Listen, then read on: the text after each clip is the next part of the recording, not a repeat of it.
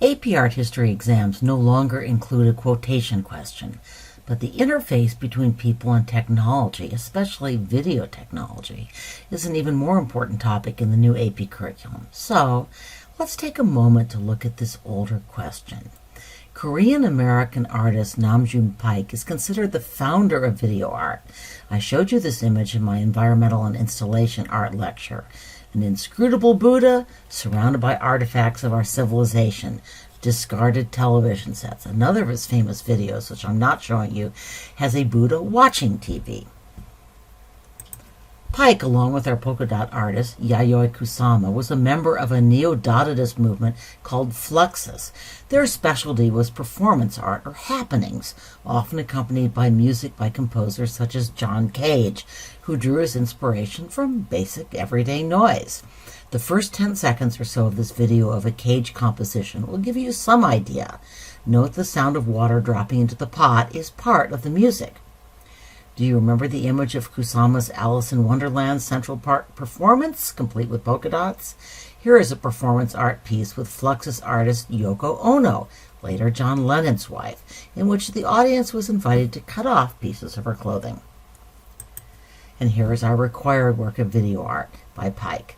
It is installed in the Smithsonian American Art Museum in Washington, D.C. You've read about this work. Now I want you to watch a Smithsonian video that I think really captures what it looks like and what it conveys. Now that you've seen the video, here's a question. What is ironic about the way that every state is represented by its own individualized video image? Hint, think about the name of the work, a term that the artist coined. Well, the videos emphasize characteristics that are special or unique to that state, and yet the very existence of a TV, and now, of course, an internet, electronic superhighway, both unites and homogenizes American culture. TV is often cited as the reason that regional accents and dialects have lost much of their strength. Namjoon Pike was a pioneer in videography. So what made this technology especially suitable for performance art and installations? And how did the artist use this technology here? Well, to quote your Khan Academy essay, video cameras allow artists to create moving images more quickly than recording on film, which requires time for negatives to be developed. And unlike film, video can be edited in real time using devices that alter the video's electronic signals.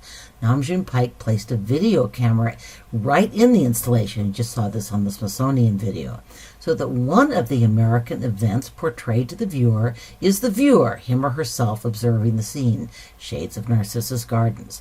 So, returning to the former AP essay question, what point do you think the artist is trying to make about the relationship between technology and how people experience the world?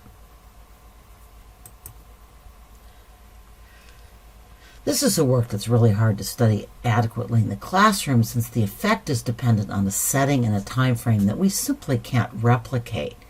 Ask Mr. McConnell about seeing this in person in Avignon, France. At any rate, the two-screen installation takes up an entire large darkened room, and the recordings are played back at a dramatically slowed speed. I don't know if you'll have time to rewatch these video clips. We did assign them as homework, but you should recall that I encouraged you to speed them up only in the interest of getting on with the assignment and getting your homework done. That request, of course, completely undermines the artist's intent in creating this work. Why do I say that?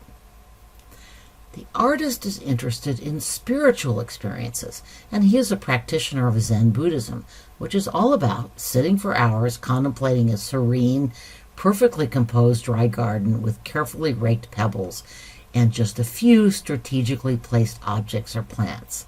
So, somewhat ironically again, the artist filmed the two works with high-speed film that let him capture 300 frames a minute, but that actually just enables him to slow the film down even further on playback and to show even more details.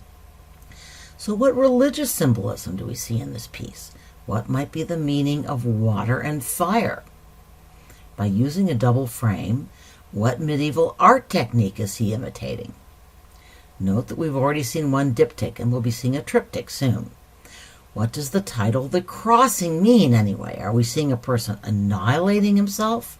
Being reborn? Both? I'm not going to answer that question. It's pretty clear that the artist intends each viewer to grapple with his work in a very individual and indeed meditative way. So, share your own reactions. I just wish I could be there to hear